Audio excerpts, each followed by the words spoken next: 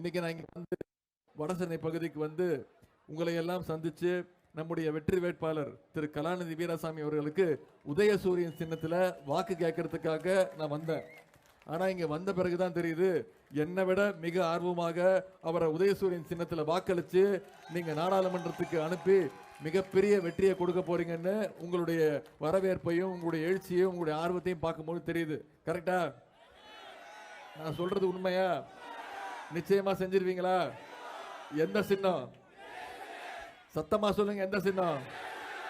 கையை காட்டி சொல்லுங்க, எந்த சின்னம்?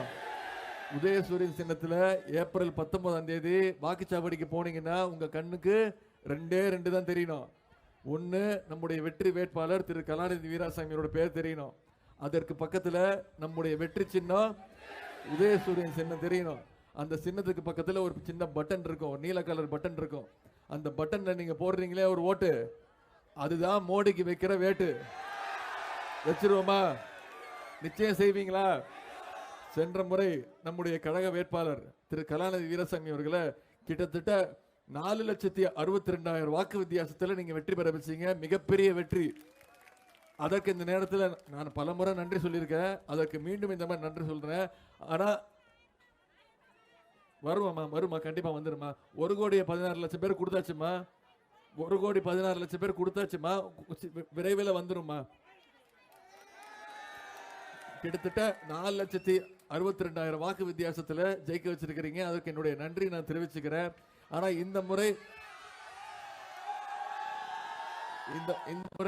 கண்டிப்பாக குறைந்தது ஒரு 6 லட்சம் வாக்கு வித்தியாசத்திலேயாவது நீங்க அவர் ஜெயிக்க வைக்கணும். ஏன் காரணம் சொல்றேன்னா, போன முறை நம்முடைய எதிரிகள்லாம் ஒன்னா சேர்ந்து வந்தாங்க. இருந்தாலும் மிகப்பெரிய வெற்றியை நீங்க தேடி கொடுத்தீங்க உங்களுடைய தேர்தல் பிரச்சாரத்தின் மூலமா. இந்த முறை நம்முடைய எதிரிகள்லாம் தனித்தனியா பிரிஞ்சு அணியா வராங்க. எனவே நமக்கு இந்த முறை வெற்றி ரொம்ப சுலபம் நினைச்சிடாதீங்க. எப்படி இன்னைக்கு தேதி 2ஆம் தேதி, 19ஆம் தேதி தேர்தல். இதே எழுச்சியோடு இதே உணர்வோடு நீங்க அடுத்த 17 நாள் பிரச்சாரத்தை பண்ணீங்கன்னா குறைந்தது 6 லட்சம் வாக்கு வித்தியாசத்துல அண்ணன் கலாநிதி வீராசாமி அவர்களை யார் எதிர்த்து போட்டிடுறாங்களோ அவங்க டெபாசிட் போற அளவுக்கு நம்முடைய தேர்தல் பிரச்சாரம் இருக்க வேண்டும். அதே போல 2021 கொளத்தூர் சட்டமன்ற தேர்தலில் நம்முடைய கழக தலைவர் அவர்களை, மாண்புமிகு தமிழ்நாடு முதலமைச்சர் அவர்களை நீங்க தான் கிட்டத்தட்ட 70,400 வாக்கு வித்தியாசத்துல ஜெயிக்க வச்சீங்க. அதற்கும் இந்த நேரத்தில் என்னுடைய நன்றி தெரிவிச்சுக்கிறேன். தமிழ்நாட்டு முதலமைச்சரே நீங்க தான் தேர்ந்தெடுத்தீங்க. அதற்கு உங்களுடைய வாழ்த்துக்களை நான் தெரிவிச்சுக்கிறேன். அதேபோல் பெரம்பூர் தொகுதியில் நம்முடைய கழக வேட்பாளர் அண்ணன் ஆர்.டி. சேகர் அவருக்கு பிரச்சாரம் பண்ண அவரை கிட்டத்தட்ட 55,000 வாக்கு வித்தியாசத்தில் வெற்றி பெற வச்சீங்க. அதேபோல் திருவிக நகரில் நம்முடைய கழக வேட்பாளர் சட்டமன்ற உறுப்பினர் அண்ணன் திரு தாயகம் கவி அவர்களை 55,000 வாக்கு வித்தியாசத்தில் வெற்றி பெற வச்சிங்க. இதற்கெல்லாம் நான் இந்த நேரத்தில் உங்களுக்கு நான் நன்றி சொல்றேன். இந்த வடசென்னை நாடாளுமன்ற தொகுதி சாதனைகள், அதுவும் கொளத்தூர், பெரம்பூர், திருவிக நகருக்கு நாம செஞ்சிருக்கக்கூடிய இந்த 3 வருஷத்துல செஞ்சிருக்கக்கூடிய சில பணிகளை மட்டும் உங்களுக்கு ஞாபகப்படுத்த விரும்புகின்றேன்.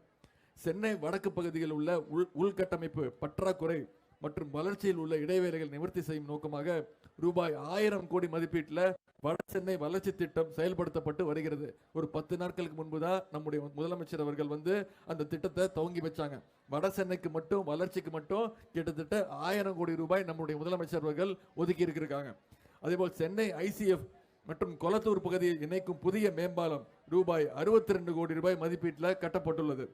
மாண்புமிகு முதலமைச்சர் அவர்களால் அனிதா அச்சீவர்ஸ் அகாடமி தொடங்கப்பட்டு கணினி பயிற்சி, கம்ப்யூட்டர் கோர்ஸ், தையல் பயிற்சி, டெய்லரிங் கோர்ஸ் போன்றவற்றை வழங்கப்பட்டு வருகின்றன. கொளத்தூர் தொகுதியில் கட்டணமில்லா தையல் பயிற்சி வழங்கப்பட்டு வருகின்றது.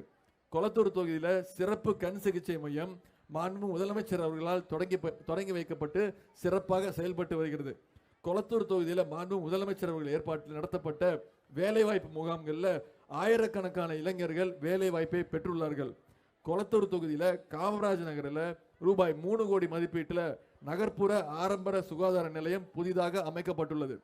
சென்னை காமராஜ் துறைமுகத்தின் சமூக பொறுப்பு நிதி குஜராத்துக்கு செல்வதை தடுத்து ரூபாய் 162 கோடியே 85 லட்சம் ரூபாய் செலவில் பல நலத்திட்ட உதவிகளை வடசென்னை மக்கள் பயன்பாட்டிற்கு நாம் வழங்கியிருக்கின்றோம். 150 கோடி ரூபாய் செலவில் எண்ணூர் நெட்டுக்குப்பத்தில் தூண்டில் வளைவை அமைப்பது மற்றும் முகத்துவார ஆற்றை தூர்வாரி அகலப்படுத்த பணிகள் நடைபெற்று வருகின்றன. ஆனா கொடியா இருக்குங்கண்ணா. கொருக்குப்பேட்டை எழில்நகர் பகுதியில் சென்னை மாநகராட்சி சார்பாக 106 கோடி ரூபாய் மதிப்பீட்டில் மேம்பாலம் அமைக்கும் பணி நடைபெற்று வருகிறது. அதேபோல் எண்ணூர் அனல் மின் நிலையம் விரிவாக்க பணிகள் ரூபாய் 6,381 ரூபாய் மதிப்பீட்டில் தொடங்கப்பட்டு பணிகள் நடைபெற்று வருகின்றன.